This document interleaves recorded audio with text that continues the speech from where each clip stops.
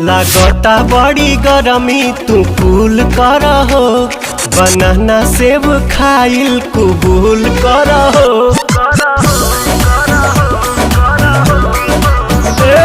लागता बड़ी गरमी तू कूल कर हो, बनाना सेब खाइल कबूल कर हो। हट जानी सटी जा तू सीना से भर जाता